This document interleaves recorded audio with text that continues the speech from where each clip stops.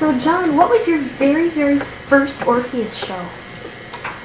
Well, my first show as an actor, my only show as an actor, was West Side Story, 1967, where Michael Burgess played the part of Tony, and I played one of the Jets, Snowboy, and it was one of the most incredible theater experiences I ever had. I can still remember almost every moment of it. It was tremendously exciting. We had a choreographer, Richard Jones, who had actually come up from New York. He also played the role of Bernardo, and he actually taught us the dance probably 4 or 5 months before we started the actual acting and singing rehearsals. So we got free dance instruction at the Lyndon Lee Dance Studio every Saturday afternoon for about 2 hours, and boy did we ache after that. But it was a wonderful experience, I'll never forget it. My first show as a musical director was a little show. It was called Dames at Sea, and we put it on at the Astra Lab. At that time Orpheus used to do summer shows down at the Astra Lab, and this was one of them. It was a charming little show, and allowed me to sort of get into musical theatre as a musical director, and it was lots of fun. It's kind of a parody or pastiche of some of the old 30s tap movies. Lots of fun. Now, I already know the answer to this, but what's your favorite musical of all time? Would it be West Side Story? Which explains why I'm playing piano for it this time round. So yes, definitely West Side Story. Cool. Why? Well, I think it's just such a perfect integration of dance, theatre, and song. Everything just blends together so well, and it's tight and it's together, and I love the work of Leonard Bernstein and the work of Stephen Sondheim, and here it is all combined in one show. So it's like musical theatre heaven. So I love it. Is it the first modern show?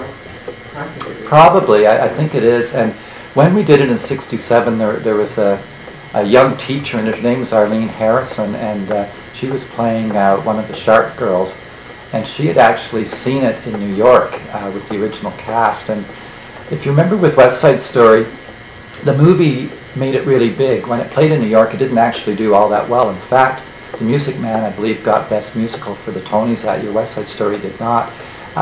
And it became more famous, as I say, after the movie came out. But she said what was really interesting about seeing it in New York was that it was reality. Many of the New Yorkers watching that show knew about these gangs and knew about this way of life and could really relate to it. So that was that made it a very dark musical, but a very powerful, dramatic piece as well.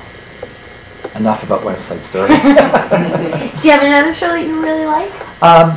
I think my other really, I have so many that I like, and often the name Sondheim is attached to them, which I know is sometimes not the most favorite word at Orpheus, but I'm very proud of the Sondheim productions that we've done here at Orpheus. But to jump away from him for a moment, I think one of my other great favorites is Cabaret. And I had the great thrill of doing Cabaret with a group back in 1980 called Theatre Young Company, and then I got to do it again here at Orpheus. And if memory serves correct, it was our last show at the High School of Commerce. And I had a great time working with Michael Garrow, who was our director. One thing I remember about Cabaret that was great fun was we have the male chorus that has to sing Tomorrow Belongs to Me, and the harmonies in that are really, really difficult. But the men really wanted to get it right. They just wanted so much to get it right, and we did get it right. But every night when we were doing warm-up, we'd actually have to go into the theatre and sing it once through. That was not my wish necessarily. That's what the guys wanted. They wanted every night to be right on for that, and they did a beautiful job. It's a great thrill. There are many great thrills in that production because it's a difficult show to pull off. But yeah. Cool. Thank you. You're welcome.